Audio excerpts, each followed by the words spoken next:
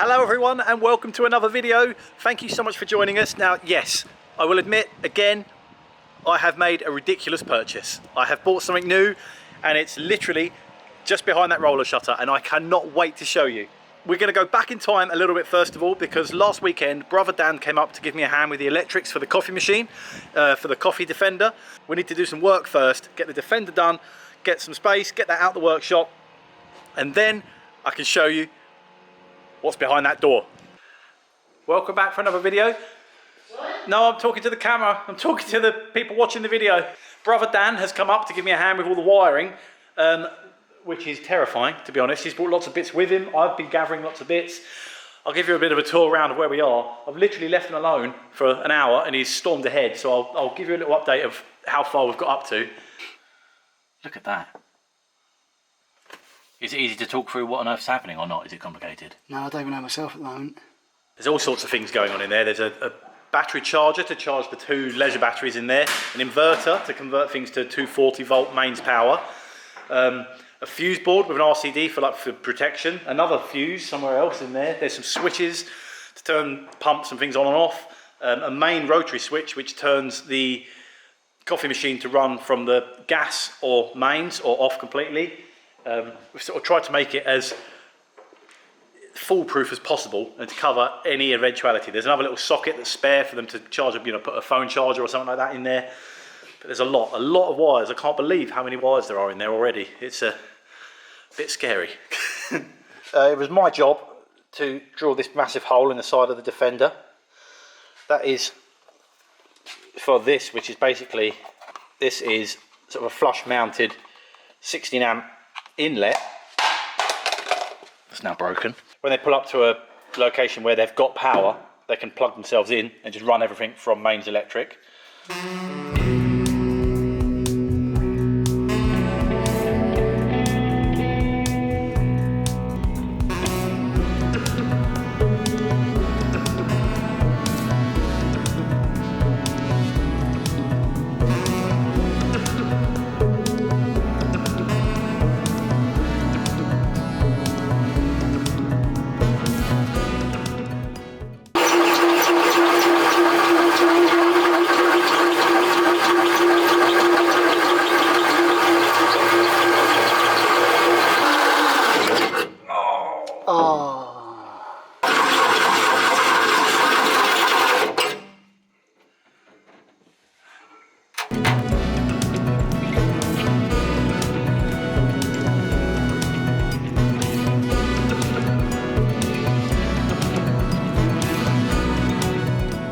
We're still going. Dan is still in the Land Rover, sweating.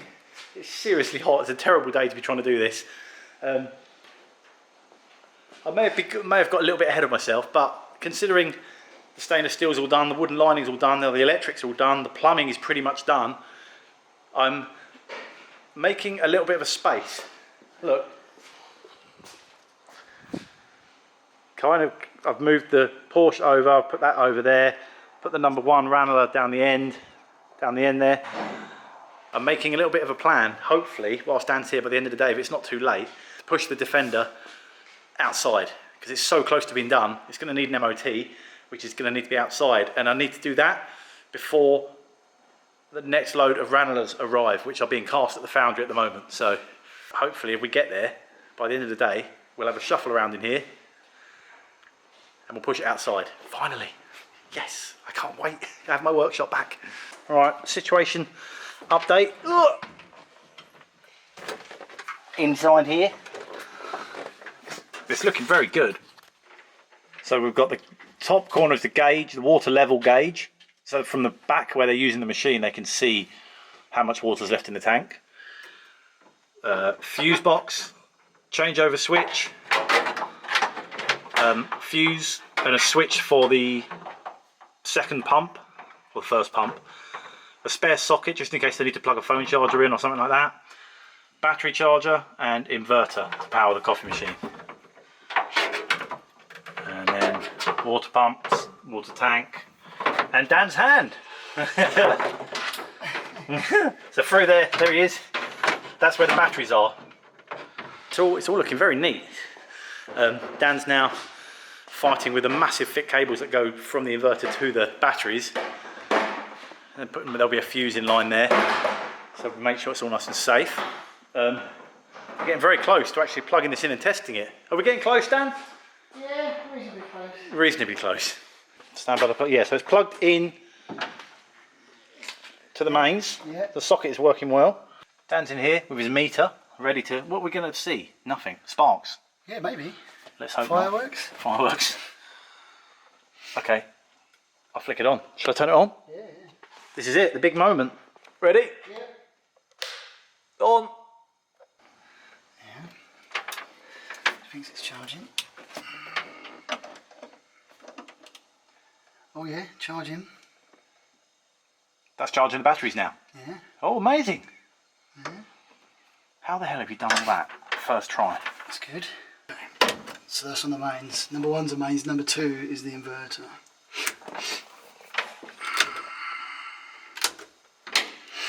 Promising. Oh! So this is all mains power we're testing. Yeah. So this light might come on. I haven't turned that on yet. One thing at a time. How do you turn this thing on? There's a switch on the side. And a green light. Whoa! That's actually cold coffee coming out. Oh, that's it. That's your light. Alright. Grinder's working. On the mains. Do you want the coffee machine on? Yeah, should we try the coffee machine? Yeah. The black one at the back. No. Yeah, the or black one, yeah, because not, it's on gas, so it should get power but not pull the heating element. so not the toggle switch or the black. We're on gas because we don't want to heat because there's no water in it. I don't know which one's which. It's labelled there, let's say electricity and gas. We're on gas. All right. Oh yeah, the light's on. The Defender's making its way to the door. We've made it this far. I've just gone and bought a brand new battery for it, £150 nearly for this battery. So hopefully I'm going to turn the key, it's going to start and I can drive it out of the workshop for the first time in years. Literally it's been years, I can't wait. Right, let's get it outside, let's see if it starts.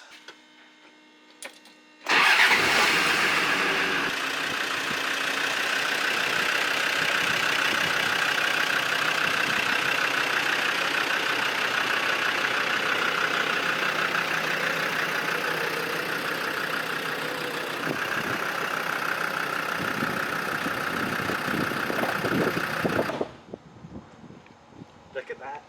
Brilliant. That is just crying out for some sign writing. I've got a few more bits to do, the last few bits of hoses connecting and bits and bobs. Bolts for the rear door, they're loose at the moment. I need to get some nice stainless ones of those. A few little bits and bobs, but it's outside. It's going to be living outside from now on. Oh, there's a wasp. I hate wasps. Go away. No. I should show you these as well. I've made some little stainless steel sort of cubby hole shelves that go on the back side of the door. So the coffee machine's there. When they're serving, they can stand here and conveniently, boxes of tea bags fit perfectly. Anyway, I have just topped up the water tank with some water. Let's have a go, see what happens. Now if I flick the coffee machine on,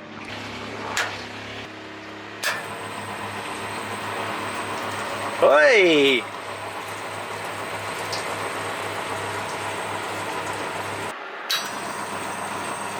Look at that. Oh, that is hot. Woo. No major leaks. Nothing's leaking. The pumps are both firing when they should be. The drawer pump is feeding the second pump, and then whenever you press the coffee button, the second pump fires up and shoots and increases the pressure. The gauges are working. Everything's looking good. Go in. Slowly. Yeah, slowly. Whoa. Whoa, slowly. Yeah. Whoa, that's it. That's your lot.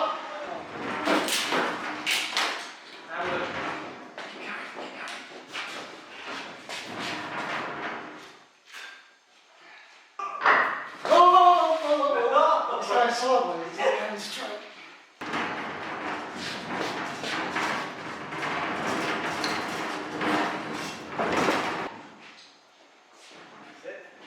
It's nearly, it's 8:30, nearly 9 o'clock at night. Dan's long gone. I spent the last few hours just, honestly, just wandering around the workshop, chuffed to bits that finally It's clear and I've got it how I want it. It really is quite an emotional day. It's honestly, every time I've come to the workshop for the last 2 years, maybe 2.5 years, I've seen that Defender and it's become a bit of a drag. It's been like, oh, I really want the workshop back. I want the workshop back, and I'm tripping over it and I need the space and I'm tripping over myself, and it's just like, oh, I just get frustrated. It's a running and driving car, so I thought I can put it outside, have the space in here and get ready for what's happening in here, which you will find out very soon. So Dan and John, if you're watching, thank you so much. I've got my workshop back. Look, I found this cool old VW sign that I forgot I even had. That's cool, isn't it? I've lost a light, and that's the second one that I've lost now. That one up there, went about a year ago, and I took it down, I soldered on a new LED kind of pad. Didn't go very well. It's a slightly different color temperature and not the same as the others, not as bright. Now I've lost the second one. So we're in a little bit of darkness now. The ones down the end are still working, but I feel like they're on their last legs. Anyone out there that can recommend some good LED workshop lights, let me know, because I feel like I'm going to be in need of some very soon. But there's some big things happening in this spot here.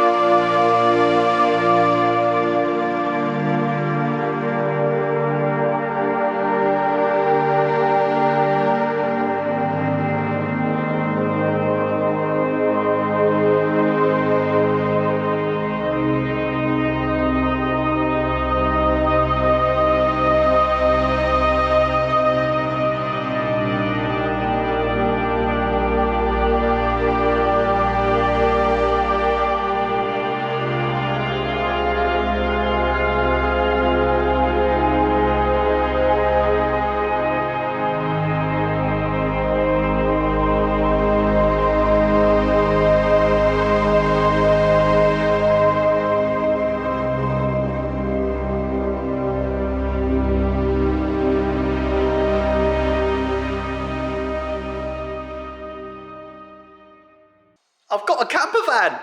It's a panel van, 1958, originally from Canada, left-hand drive, beautiful dove blue colour.